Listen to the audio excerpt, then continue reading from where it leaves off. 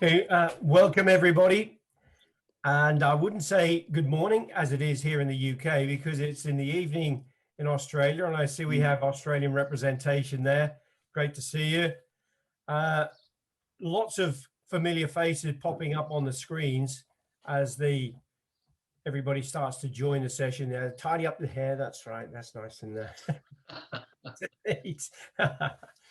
Well, I'm Billy Brennan, and for my sins, I am the Vice President of the Commonwealth Karate Federation, and I've been asked to introduce our guest speaker and the principal of the program today. But just before I do that, for those that have never been part of the sessions in the past, this is the virtual outreach karate program, and it's the brainchild really of Terry Connell from Scotland. Terry came up with the concept and shared that with the Commonwealth Karate Federation executive. Could I just ask everybody, if you would, can you mute your microphones, please, because that brings up ambient sound from behind you, and that way we will be able to, everybody will be able to hear what's going on properly. So if you could make sure your cameras are on and your microphones are off, please. Mohammed Kash, I can see that your microphone is still on. Thank you.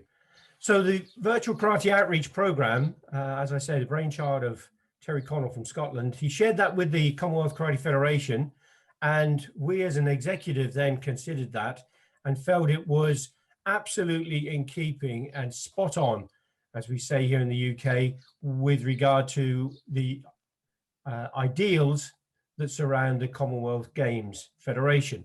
Our objective as a federation is to become part of the Commonwealth Games as soon as that is practically possible. And there are a number of things that we are doing as a federation, and one of them is the Virtual Karate Outreach Program. But that in itself is extremely important because it has gained a significant interest from the Commonwealth Games Federation, and the president of the Commonwealth Games Federation, which is Dame Louise Martin. She's well known to Terry Connell, and Terry has had lots of conversation with her, and she's showing a great deal of interest in the schedule. Once more, can I just ask everybody to turn the mics off, please? It does affect the program. So it's a fabulous program and series that we've got set up. We've ran a pilot scheme, and that was held during the closing months of 2020. There were countries from the Caribbean and from South Africa that shared their experiences with us and gave us feedback to enable us to start to roll out this program around the rest of the Commonwealth. And it's now our first chance to introduce someone to you who's going to be taking this session, and the session is about positive coaching. And I think this is going to be really quite interesting for many of you. I can see lots of renowned faces in the world of karate: Davey Coulter, MBE, etc., Paul Young, Drea, and you guys know the person who's going to be taking the session today very, very well indeed. And that is Dr. Wayne Otto, OBE. If I can just tell you about Wayne. Wayne, apart from being a great friend of mine, has been the national coach of the English Karate Federation. He's been the national coach. He is the national coach of the Norwegian Federation. He held the Guinness World Record for the most individual world medals, 9 world medals. He adds to that team world medals as well. Wayne has also been an amazing ambassador for karate around the world and has produced a gold medalist, should I say, in the Youth Olympics in Buenos Aires in Argentina. Wayne's session is going to be lasting for about an hour, after which there'll be time for some questions.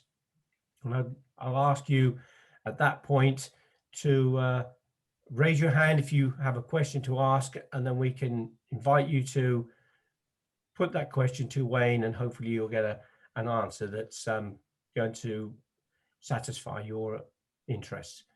So without further ado, can I please introduce you to Dr. Wayne Otto, OBE. Over to you, Wayne.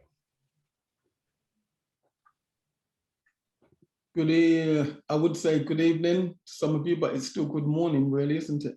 One moment, just a few options.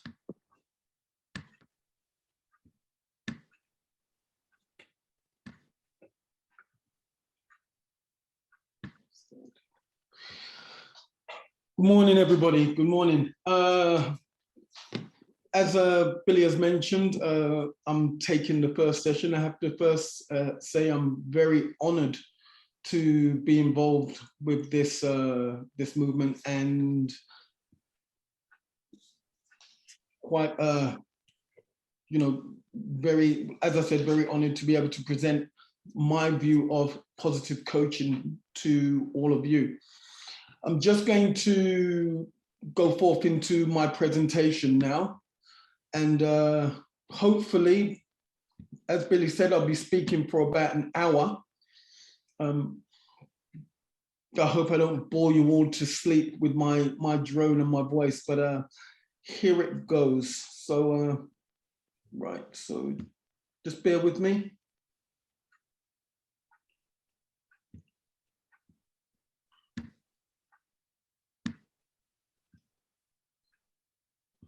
Great.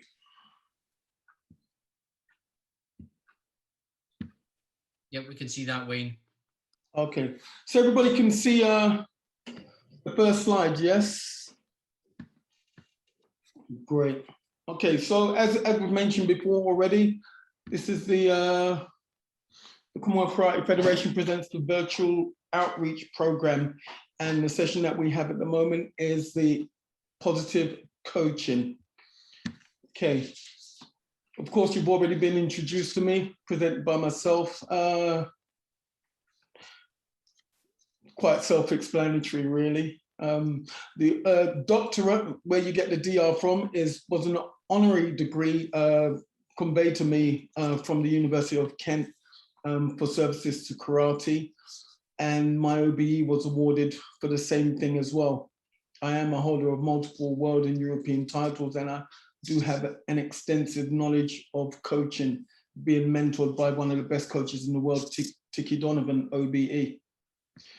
So with that being said, let's move on. So this presentation is split into two sections. The first section we'll look at is the section of the coach, and the topics that we will be running through are understanding the coach's role, striving to become an effective and respected coach, understanding the fair play philosophy of coaching, the coach's philosophy, and enhancing the player's self-image. Understanding the coach's role. So teaching athletes the skills and tactics and rules of the game is very important. However, this is only one of the coach's many roles, and in actual fact, the coach's duties regularly extend far beyond that of just teaching the sport.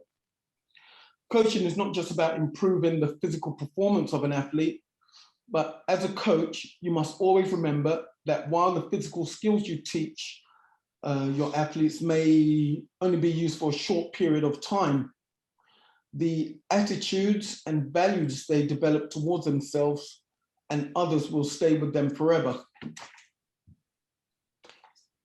As a coach, you can have a considerable impact on the development and lives of your athletes. And it's for this reason that the role of the coach is wide-ranging and varied. So your role as a coach, as I said, is wide-ranging and varied. At times you will be a teacher. passing on the knowledge and teaching the new skills that an athlete needs to gain in order to develop. You'll be a trainer, improving an athlete's fitness. At times you'll be a motivator, providing positive reinforcement. Other times you'll be a manager, organizing practice and planning competitions. And at times you'll also be a counselor, providing advice and settling disputes. Many of us will know this. You'll have to be a fundraiser, finding sponsorships and running raffles for your athletes in order to pay for them to go to various tournaments. You'll be a friend, providing empathy and support. Leader, providing a philosophy and vision for your athletes. You'll be a disciplinarian. Sometimes you have to be firm but fair. But most of all, and I reckon everybody will identify with this one, being a taxi driver, picking up the athletes and dropping them off. So, as coaches, excuse me one moment.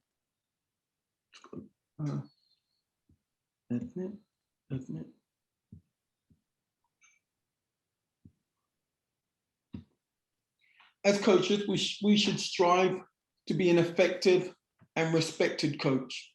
So what is an effective and respected coach? Well, a coach like this continually seeks coaching knowledge from a variety of sources. The respected coach is very organized and plans ahead, has learned from previous experience of coaching within the sport, probably either through playing with it or being involved with it over a number of years. The respected coach has learned, understands and appreciates the strengths and weaknesses of the individual athletes, is a good communicator, and is concerned about winning, but actually we're more focused on the performance of our athletes. So from there, we go to understanding. Excuse me for a moment. As the host, I'm now having to let people in. Understanding the fair play philosophy of coaching. Fair play can be defined as abiding by the principles of integrity, fairness, and respect. It is by these principles that the spirit of competition thrives. For the spirit to thrive, honesty, the spirit requires honesty in the contest, respect of each other by all participants, and acceptance in good spirit of the result. And a fair play coach believes and teaches that sport is an activity which develops character and shapes attitude.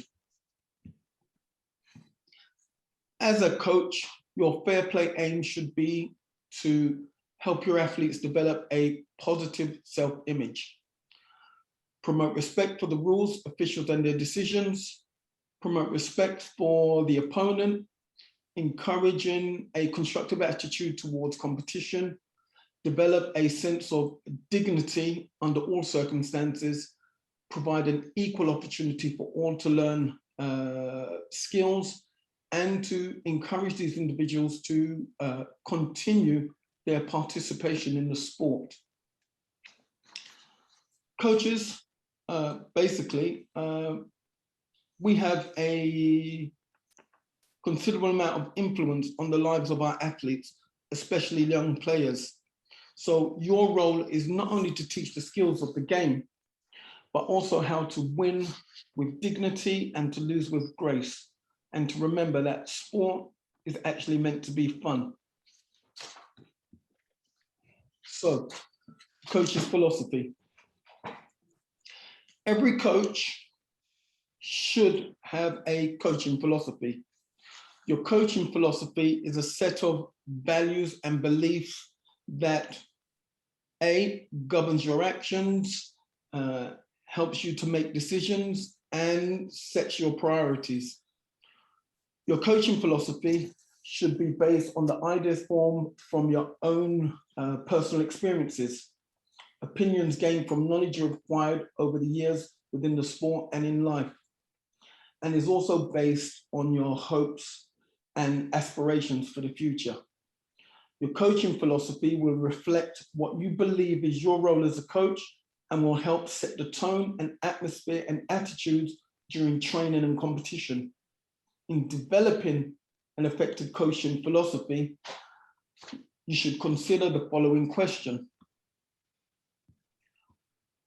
What core beliefs and values are important to you?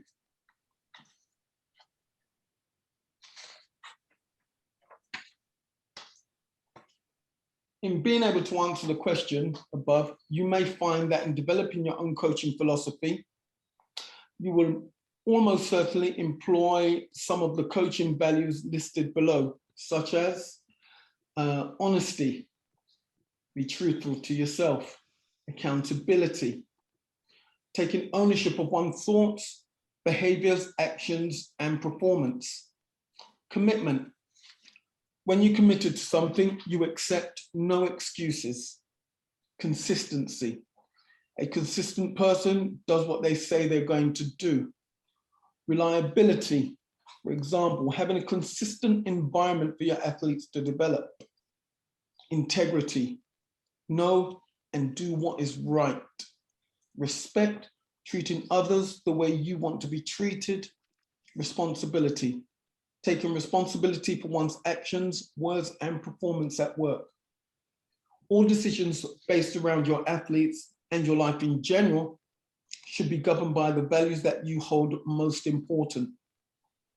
It is important that these beliefs, values should be known by the athletes and filtered through to them as a set of core values that can be used by all.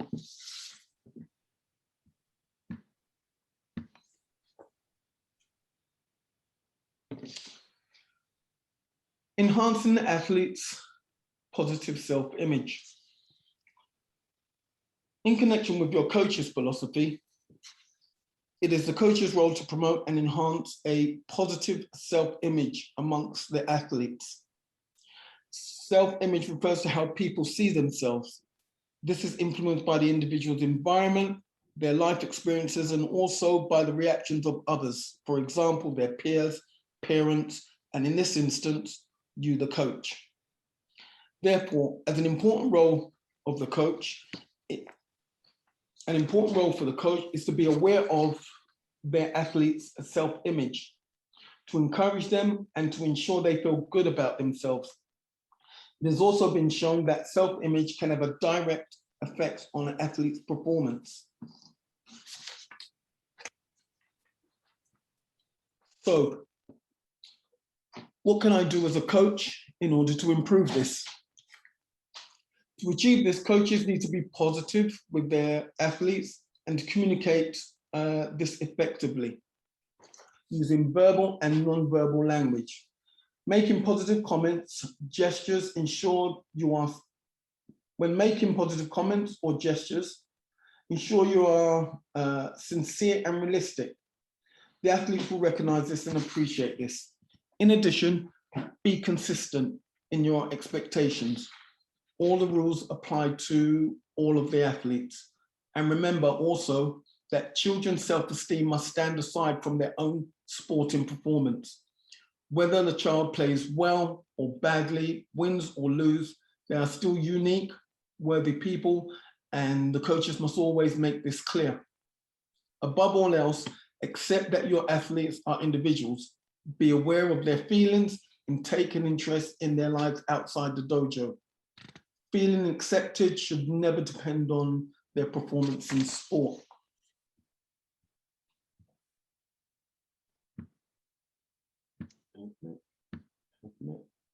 Okay. So, just to break up the monotony a bit, a little question for you. What would your superpower be? My superpower would be to speak every single language perfectly in the world. I'm sure some of you have some great ones. You can put them in the notes after. Moving on. The athlete. The topics we look at here now with regards to the athlete is understanding your athletes, assessing the level of ability and skill in your athlete, assessing decision-making, strategy and tactics, feedback, and the 5 stages of learning.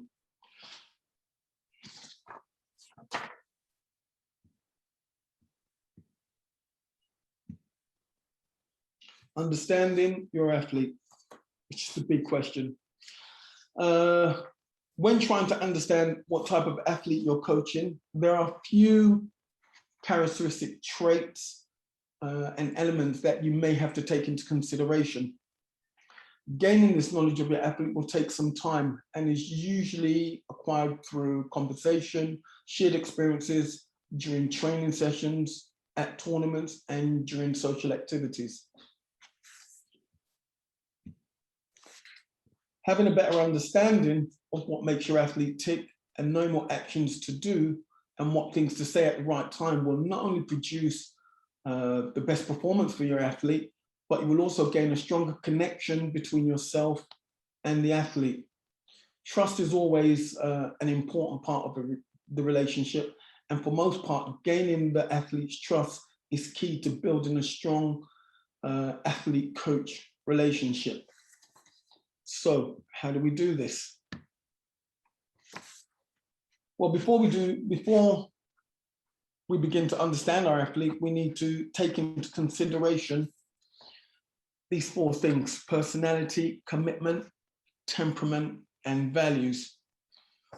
Personality is defined as the characteristic sets of behaviors, cognitions, and emotional patterns that evolve from biological and environmental factors.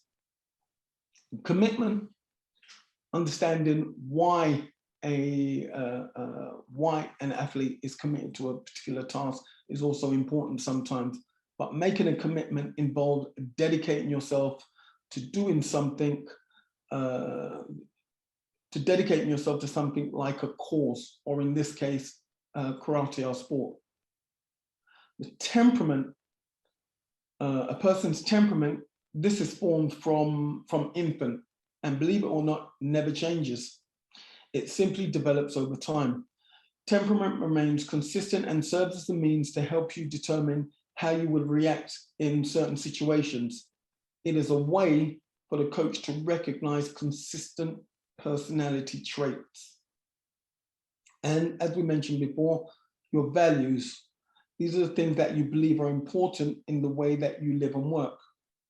As a coach, you will find over the course of your career, you will come into contact with many athletes with a varied range of personality traits. Some of these athletes, some of these individuals, you will immediately get along with and have a strong connection, while there may be others that may take a little longer to form those connections. And of course, there may be a few, for whatever reason, you may not just like.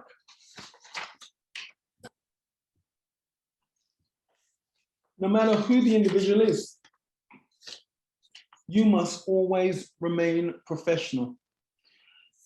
By using your skills and experiences as a coach, you must find some way to cater to all of their needs in order to help them produce the best possible performance when needed.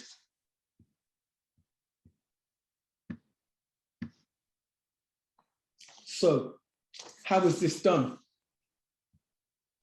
Quite simply, through effective communication. Effective communication begins when you begin to understand your athlete.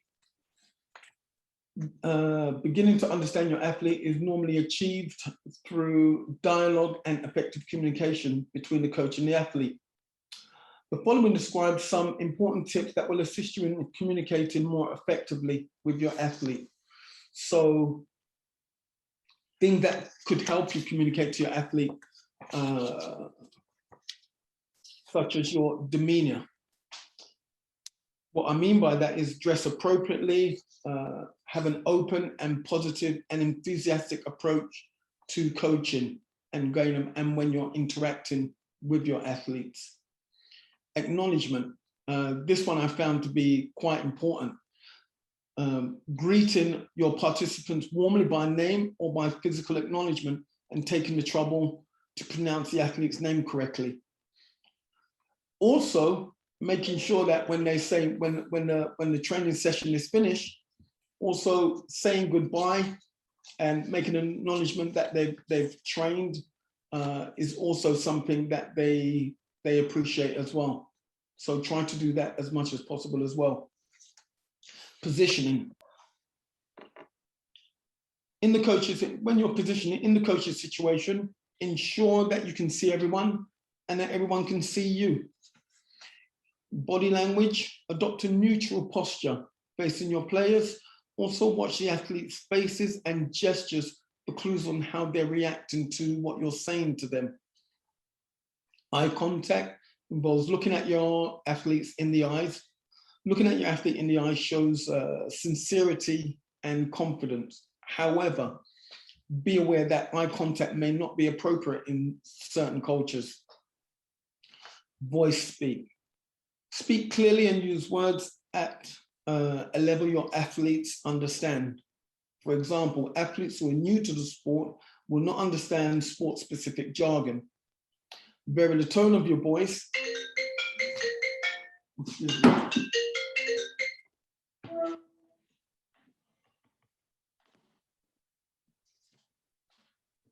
Vary the tone of your voice to keep up interest and adjust the volume according to the situation.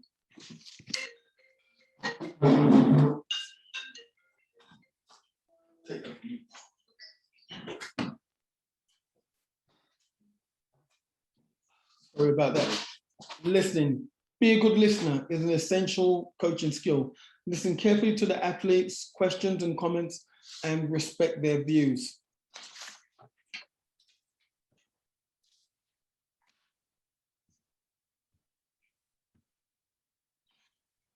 So, improving your listening skills. We have passive listening versus active listening. Passive listening, or remaining silent while another person speaks, is how many people listen, often without actually hearing much.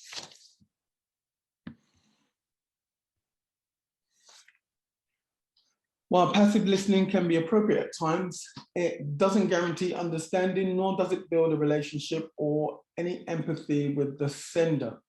However, on the other hand, active listening, on the other hand, involves interacting with the sender, seeking clarification to ensure you fully understand what is being said. Instead of just guessing at the meaning of a message, you actively work to figure out what is being sent to you. Being an active listener will help you to read between the lines to decipher the real, sometimes hidden meaning of the message. So the following tips will also help you improve your active listening skills. So, posture. Adopt a neutral and relaxed posture facing your athletes and leaning slightly forward. Eye contact, if appropriate. Look at the athlete when communicating with him or her. Maintaining eye contact shows that you are interested in what they have to say. No interruptions. Let the player finish speaking without interruption, even if you think you know what is going to be said. For most athletes, getting these things off their chest and having somebody to actually listen to them and listen to the whole problem is part of the key of understanding what is really bothering them. So allow them to get whatever they need to get off their chest. Follow the conversation.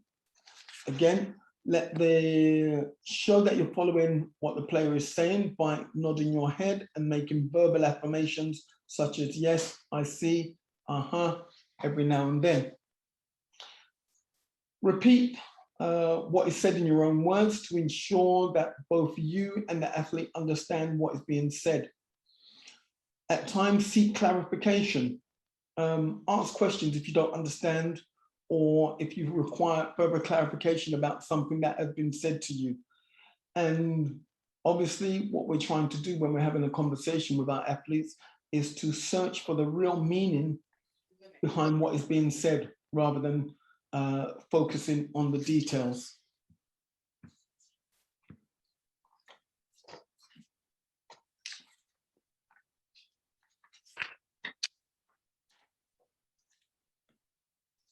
Assessing the level of ability and skill in your athlete. Understanding your athlete will sometimes require you to assess the level of skill and ability. Knowing this will guide you as to what the athlete needs to know in order to progress, and also how to teach them what they need to know. So, what do they need to know? Your athlete's abilities and skills. Abilities are skills and qualities which make it possible for them to achieve a given task. These abilities are stable and enduring characteristics which are genetic and can either be completely perceptual, completely motor, or a combination of psychomotor. So what we have here is basically a basic list of abilities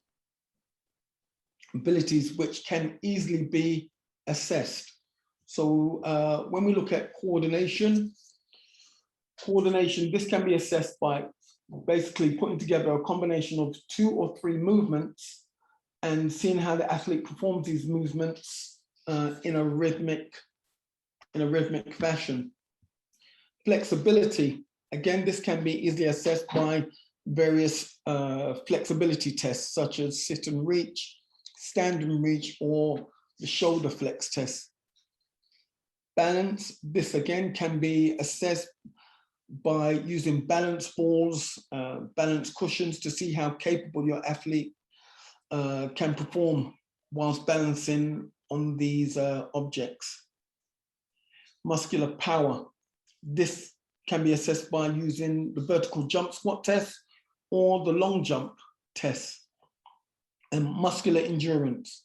Muscular endurance is the ability of a muscle or a group of muscles to sustain a repeated contraction against resistance for a period of time.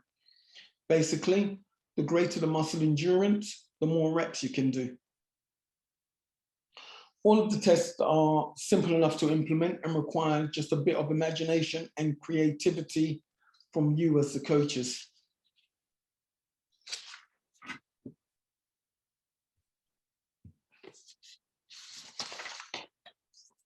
At times, coaches, we will need to also be able to assess the skills of our athletes as well.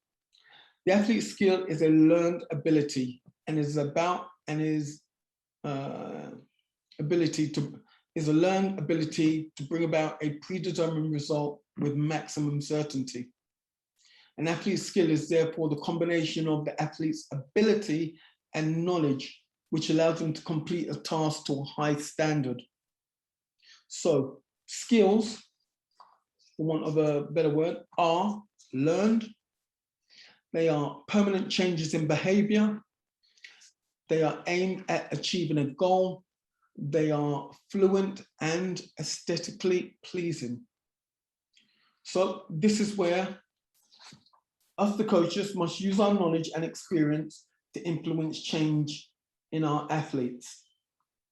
To assess an athlete's skill, the coach must first assess what level the athlete have at present, and then organize the athlete's training in order to facilitate the change he would like to see over a period of time. The coach will then compare the results from past with the present, and then determine whether the time spent was successful or more time is needed to develop a particular skill. The learning of the skill is demonstrated by the changes in consistency of performance, making it much more efficient and successful. And basically all that means is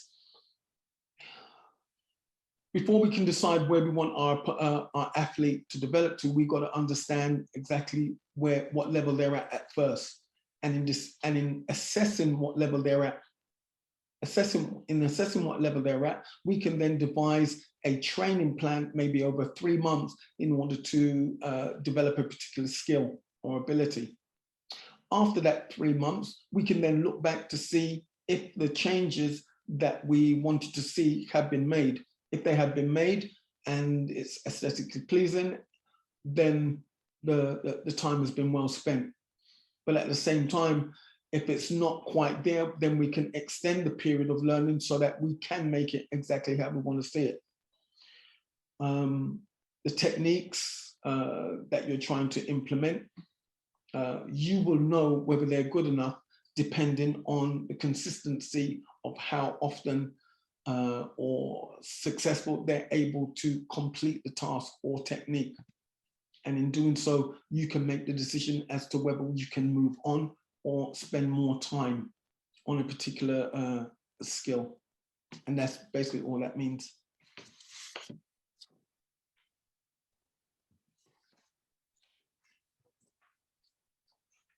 As a coach, we will also need to assess our athletes' decision-making, strategy, and tactics. Decision-making refers to the various decisions made by an athlete during a performance. And as a coach, you will need to be able to assess your athlete's ability to make good decisions under pressure.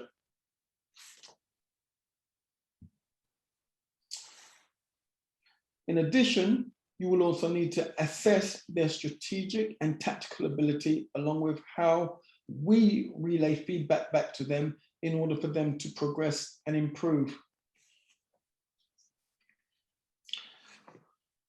So how can we do this? Decision-making can be improved by demonstrations, by recreating scenarios, and then asking questions of the athletes, such as how do we close the distance on an opponent from this position? Improvements can also be made by regular sparring sessions, practicing pre-scripted situations, and allowing the athlete to explore various scenarios by changing oppositional tactics or strategies to encourage creativity in the athlete. The more opportunities an athlete has to make decisions in a fight, the better they will get at it.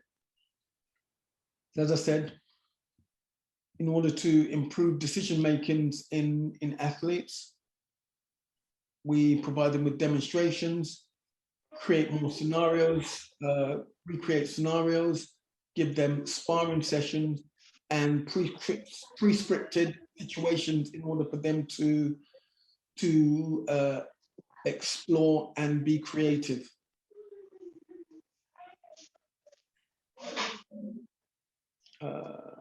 Somebody has their microphone on. If they can turn their microphone off, that would be helpful.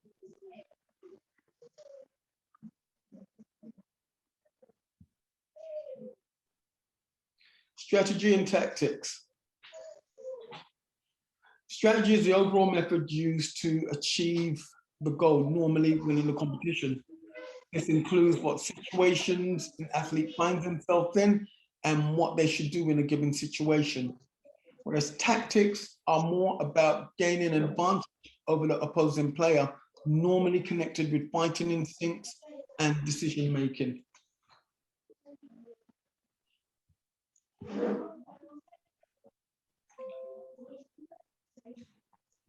While tactics are about gaining the advantage over an opposing player, normally connected with fighting instincts and decision making, tactics also include things like applying pressure to your opponent, blocking and evading tactics, and also using ring craft to change the distance of your opponent. For instance, strategic and tactical development comes through technical efficiency, understanding the game, and good execution. Players who have good technical skills are more likely to make specific tactics work and make good decisions while under pressure. Wayne, sorry, Wayne, can I just, I'm really sorry to interrupt you, but whoever's got their microphones on, they must turn them off, please. I can go down and name and shame if you like, such as Dylan Rush, Elijah Jeer, somebody called Noble. Please turn your microphones off. Dylan Rush, turn your microphone off, please.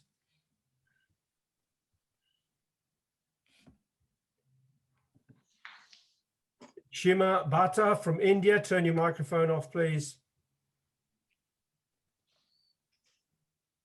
It's really, it really is difficult for Wayne to undertake the seminar if people have their microphones on and you get that background noise. Noble, please turn your microphone off. Shimi Bhatta from India. And it could be that somebody's actually left the microphone off and disappeared and not even in the room. And that's even more annoying. Anyway, my apologies, Wayne, please, back to you. Okay. Just to go backwards slightly, the strategic and tactical development comes through technical efficiency, understanding the game and good execution. Players who have a good technical skill are more likely to make specific tactics work and make good decisions under pressure. Players who understand how the game works and which strategies or tactics are better in various situations are more successful in executing the strategies or tactics and selecting the right ones for success.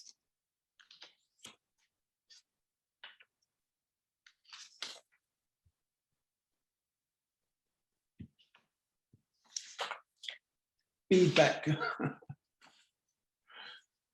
Feedback is important for the acquisition of skill by the athlete. It provides direction, goals, and helps the athlete to adjust their performance and skill execution as they progress through the stages of skill acquisition. Feedback can be internal or external, concurrent or delayed, and knowledge of result or knowledge of performance. Internal feedback comes from the performer and how the movement felt and relies on awareness of the position of the movement of the body. For instance, a sport karate athlete feeling that they did not connect with the kick with their opponent correctly is internal. Whereas the external feedback comes from outside the body and includes everything such as sound, video, the spectators, and of course, from the coach. As I said before, feedback can be concurrent or delayed. Concurrent feedback occurs during the execution of a skill, such as a coach stopping an athlete in mid-punch to kind of correct the hip rotation. Delayed feedback is received after the skill is completed. And this can be done either just after the skill is completed verbally or using things such as video analysis of the athlete's performance after. Knowledge of result is the feedback that provides information about the outcome of the skill execution, such as whether they executed a skill or a technique and whether it was successful, whether they scored with it or not. And the knowledge of performance is the information provided about the process of movement, normally provided externally after the completion, such as a coach giving technical advice on a combination or tactical situation. In addition, knowing the characteristics of skilled performers helps to guide the coach in skill assessment to ensure performance is moving towards a mastery of skill.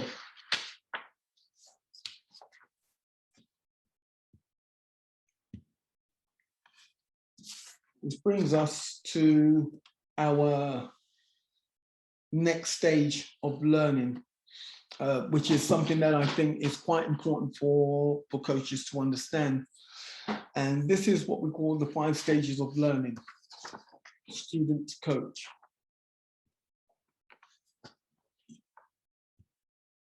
What we have in the first stage is what we call unconscious incompetence. This is what we call the state of ignorance. The first stage of learning is a stage we call unconscious incompetence. This is a stage of learning where the learner knows nothing nor the degree of their own incompetence. They are incompetent and do not know that they are incompetent at the topic. This is because the learner does not know what they need to know anyway. So we call this stage the state of ignorance. A perfect example of this would be taken from the film The Karate Kid, where Daniel is asked to wax the cars. Remember, wax on, wax off. He doesn't realize the importance of waxing the cars in a circular motion, along with other seemingly pointless tasks. Eventually, he asks, why do I have to learn this stuff? So the emotions at this stage that the athlete feels is probably frustrated that they need to learn a new topic. And they also feel confused about the relevance of the topic. However, it is the role of the coach in this situation to help the student learn why the topic is worthwhile studying.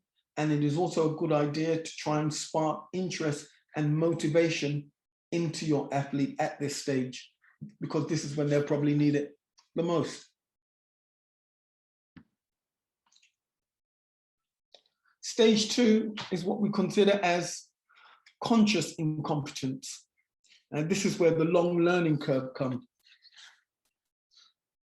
Conscious incompetence, our minds are now aware of the fact that we are at the beginning of a long learning curve. Basically, we know actually how bad we are now.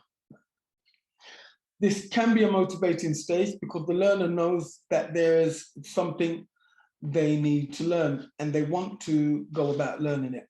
However, at this stage, the learner may also feel some frustration, mainly because they are trying to achieve a skill or level of knowledge they cannot reach yet. The learner is aware of their own inadequacies. This stage of learning requires commitment, a personal decision to follow through. While you may have experienced a burst of excitement and enthusiasm you began at stage 1, that initially tends to dissipate in stage 2. And this is where many of us bail out on the development process. This step requires self-compassion, discipline, the cultivation of will, and hard work.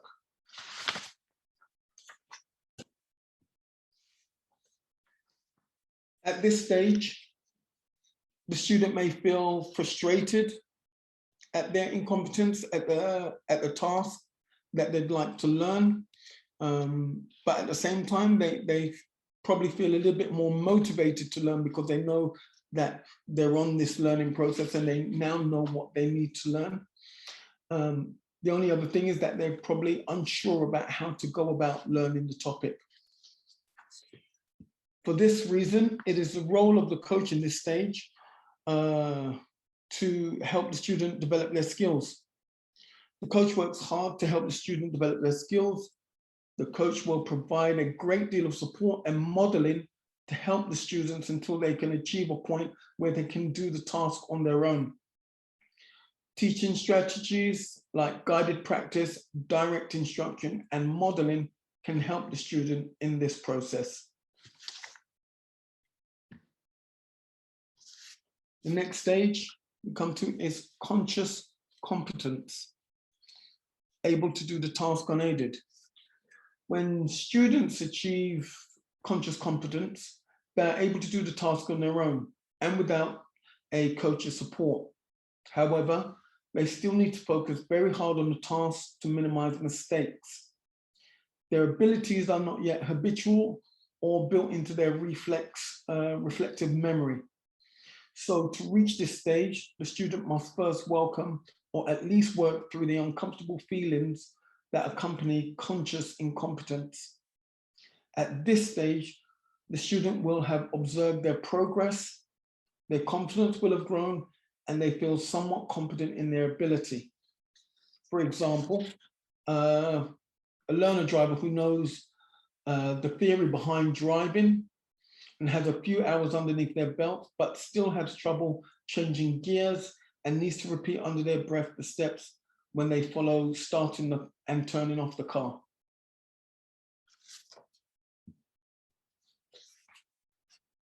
At this stage, the athlete may feel some hopefulness as the athlete starts seeing results.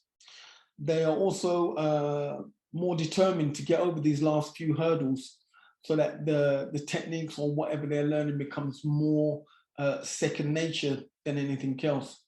But still a little bit, they might feel a little bit awkward at times as they need to pause to kind of think about what they're doing before they progress.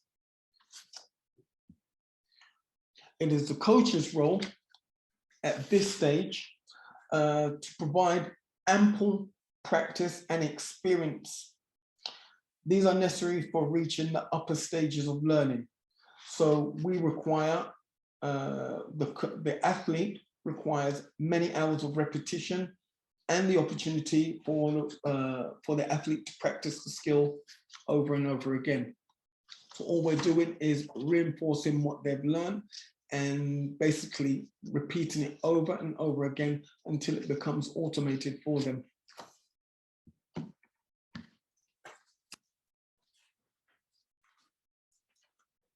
Stage 4, unconscious competence, mastery. From total darkness, awkwardness, discomfort, and frustration experienced in stage 1 and 2 through to the great efforts of consistent practice in stage 3 emerges a new level of being. By the time someone reaches unconscious competence, they are able to carry out a task without much effort. They have enough experience with it that it becomes second nature. We might say they have reached mastery.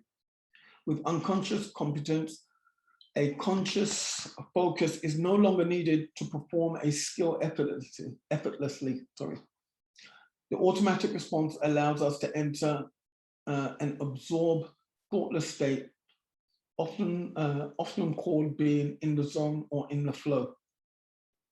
For example, a fighter attacking an opponent, let's say for instance, a top fighter attacking an opponent with a series of combinations or techniques, executes the techniques without giving much thought about the technique or how the technique should be done, but is more focused on executing the technique and trying to score a point. So there's no thought about the technique, as in lifting up the leg, extending it out, rotating the hips. The technique is just executed. The only thing that is focused on is making sure that the technique actually hits the target.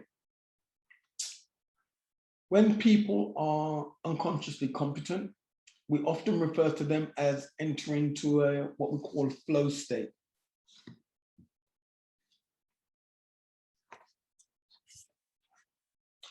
The state of flow, as explained by this guy, whose name I will not attempt to pronounce, involves the hyper-focus of someone who is in the zone and going about their task without pausing to think about it. The unconsciousness of an athlete's skill at this level is also often called tact knowledge. And people with tact knowledge often can't explain how they do things. They just know how to do it.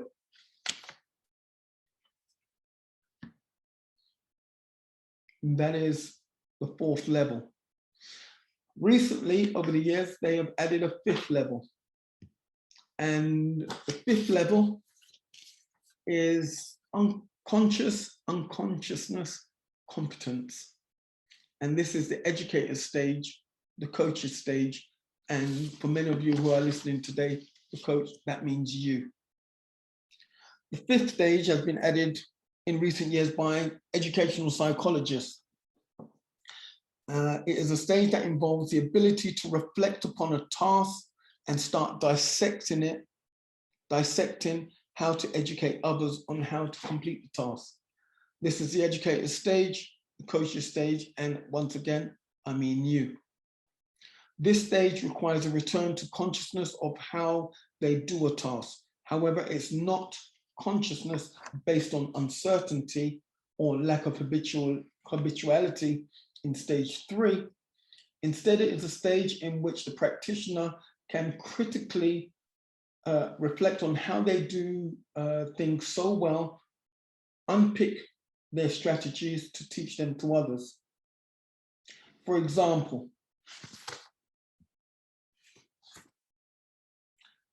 the best example of this stage could be a very successful karate competitor, which is now retired and is now pursuing a new chapter in their career as a coach.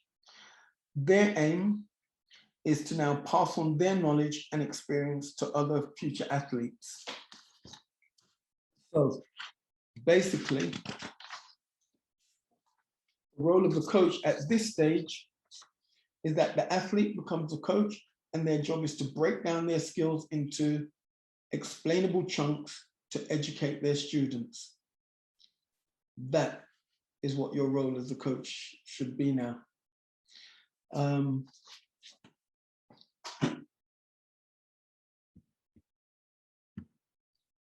That is basically the end of my presentation on positive coaching. I hope you were able to gain some information from that. What I have written down at the moment is just a list of questions and exercises for you all to consider. And all I'll do is just read them out. So in becoming a coach, what do you see as your most important role as a, these are questions that you should ask yourself, of course. What do you see as your most important role as a coach? And are there any roles you are not prepared to fill? Make a list of what you consider to be your positive coaching characteristics and list the characteristics you would like to change or improve upon. What is your coaching philosophy? Do you have one? Are you teaching your players the valued life skills of integrity, honesty, and respect? Make a list of things you could do or say to make your players feel accepted, important, and happy and successful. Try them out at your next training session or competition and see if it makes a difference. Using the dimensions of communications outlined in my presentation, make a list of your own communication strengths and weaknesses. And with regard to active listening, active listening is so important with regards to effective communication and coaching. Ask yourself the question, what could you do to improve your listening skills? And with that, I would like to thank you all for joining me here today. I would like to thank the Commonwealth Karate Federation for allowing me to present on their behalf today. And thank you all. Goodbye. Well, Wayne, that was brilliant. It was really insightful, fantastic content. Clearly you've spent an awful lot of time preparing for this, and I'm sure it's been worthwhile. And I'd just like to tap into on a couple of points that you made. And one of them is about listening. And most of us in the session so far have been passive listeners, but I want to test that activity of their listening skills and invite people to ask questions. Now, just so that we can manage the question sessions here, if you want to ask a question, if you were to go into the participants area, you'll see that you have an opportunity to be able to raise your hand. And then with that, I will be able to see that you want to ask a question, and then we can allow Wayne to answer the question that you raise. So if anybody has a question to ask, go into the participants at the bottom of your screen. Where it says raise a hand, do that, and a little hand will pop up on the screen, and I can see who it is that's asked the question or wants to ask the question. Now, if you find that too difficult, not a problem. It's a little more challenging because we have more than one screen, and you can simply raise your hand in reality, and I'll try to see who it is that wants to ask the question. And then you unmic, once you've been invited to ask your question, you can unmic, ask the question of Wayne, and he'll create a little bit of opportunity. You want to try and make it as easy and free flowing as possible and not too cumbersome. So if anybody has a question for Wayne on any of the topics that he's covered this morning, please raise your hand.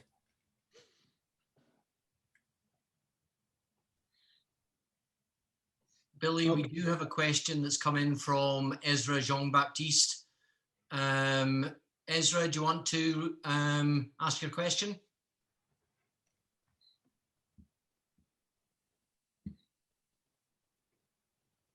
Oh, maybe there's a problem there, but I'll ask it for him. So Wayne, Ezra is asking, what is your view on long-term athlete development? Well, my view on long-term athlete development is absolutely necessary. In looking at long-term development, I kind of touched on it in my presentation. The important thing, first of all, you have to establish is what level or where the athlete is beginning from. When it comes to long-term development, you then have to discuss and decide with the athlete, I suppose, what it is they want to achieve and over what given amount of time. Of course, the development has to be something that is realistic. It has to be something that also can be measurable, but it has to also be something that both the athlete and coach can agree on that can be achieved as well. So whereas long-term development is quite vital and necessary, I think it's also very important to break up the period of the long-term development into also short-term and mid-term developments as well, so that there is something progressive that they can see each time.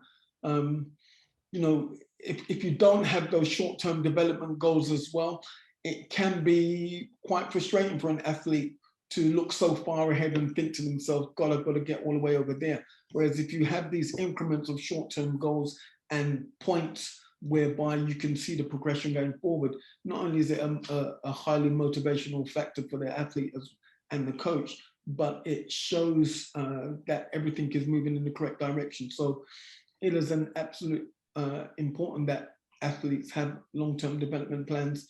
Coaches put long-term development plans in place for their athletes.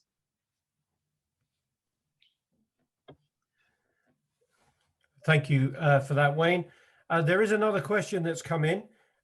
In coaching, most times the coach gives instructions.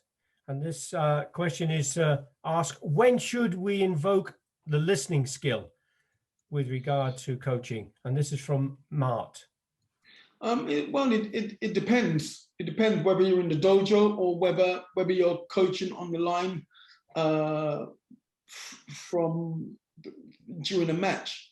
I think in the beginning, it is a lot of talking from the coach, because like I said before, the athlete sometimes doesn't know what they need to know.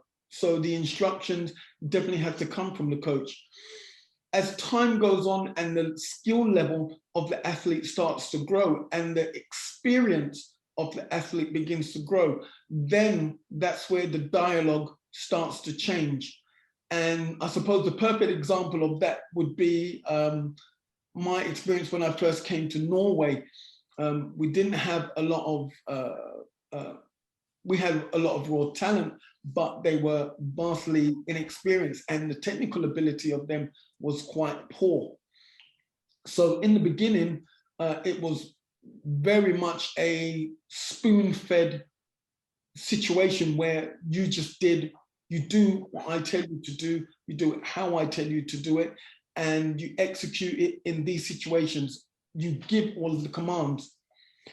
But after 4 years of being here, after about 3.5 years, you begin to see the development of your athletes, and all of a sudden they become very interesting to you because now they are able to give their own experiences of particular situations. They're able to give their own ideas of how they would like to fight in a particular situation. They are then becoming creative. And this is what we want. We want athletes to be creative. We want them to be self-reliant at the end of the day. So when the balance changes and their level of knowledge and their level of skill starts to increase and rise, that's when the listening part starts coming in. That's when you start to understand their ideas and have dialogue with them so that both of you are on the same pages. So clearly in the beginning, it's very much a dictatorship, but as we move, as they start to develop and get better, that's when everything starts to now become somewhat like a democracy. You start listening more and you start paying attention more, and you start, for want of a better word, trusting your athlete as well, because they have to have trust in you, but you also have to trust them as well. Again, thank you. That's a very comprehensive answer to that question. We'll have more questions from people, no doubt, in a few moments, but I'd like to ask one myself, please, Wayne. And that is, how do you manage disappointment, the disappointment from your athletes, the disappointment of losing, the disappointment of not being selected? How do you manage that situation, please? Disappointment. Well, it comes, I suppose it can come from two spheres, because some people may say, as an athlete, I wasn't disappointed too often. but as a coach, it's you know, it's difficult, because as a coach, I always want to win. No matter what I do, I always want to win. I believe my athletes are a reflection of myself, not only in their behavior, but also in their performance as well.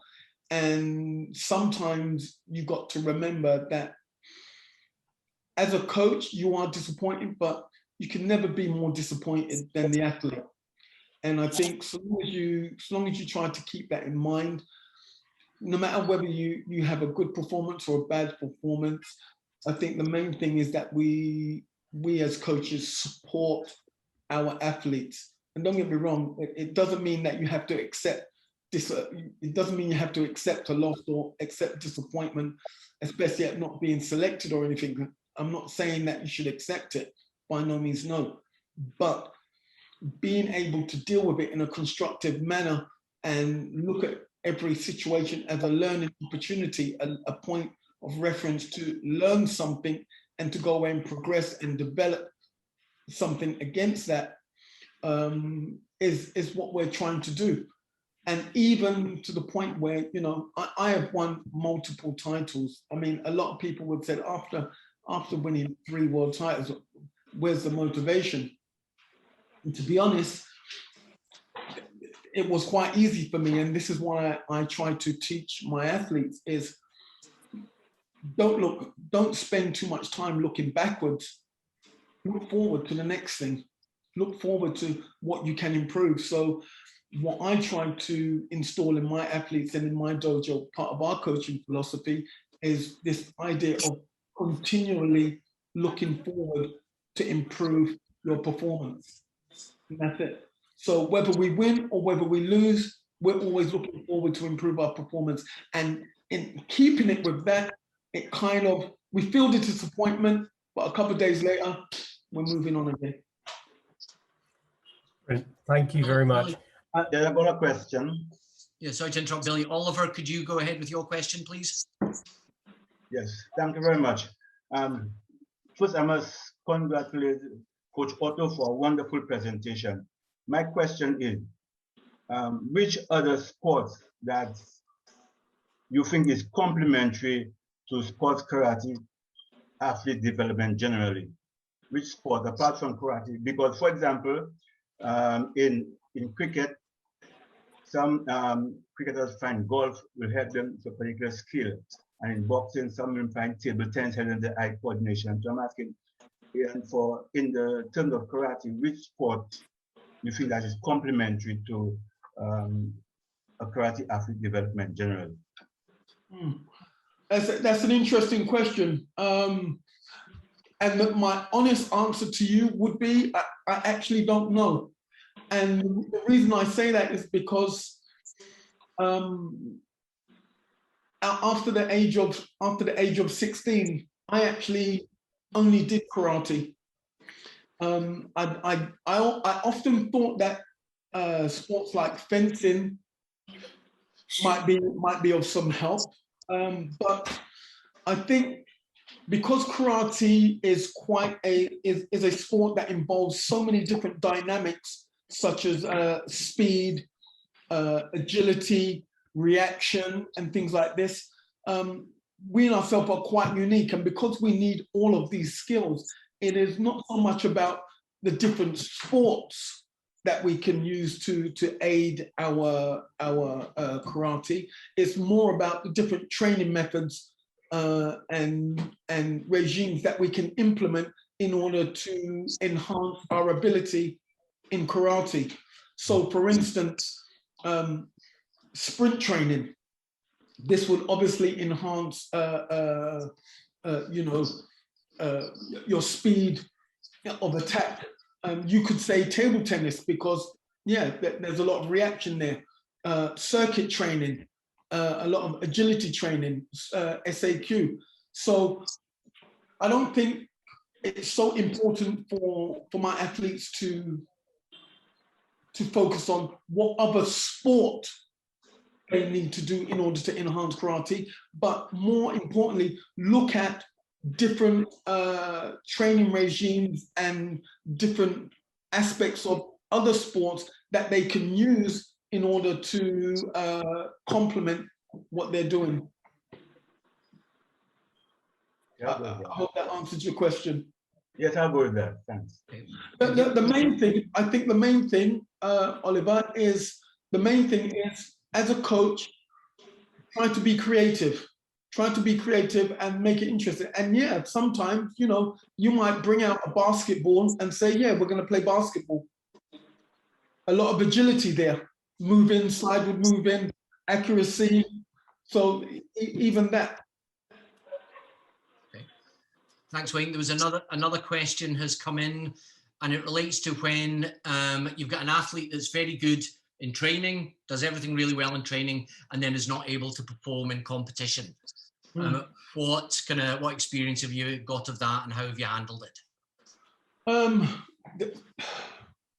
This is actually quite common, to be honest, and I think the easiest way to tackle this is actually mental preparation.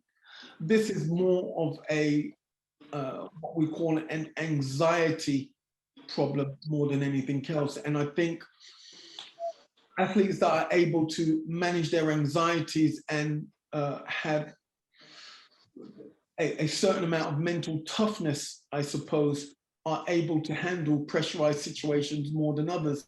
And I think with someone like that, it is more about, again, the coach having a conversation with them and trying to find out what it is that would aid in their performance. Because if they can do everything in the dojo, then clearly when they get into a pressurized situation in the tournament, the one thing that is different is the situation itself. So it's more about trying to acclimatize the athlete to those kind of conditions and trying to find a way to kind of improve how they handle the anxiety of being in a tournament.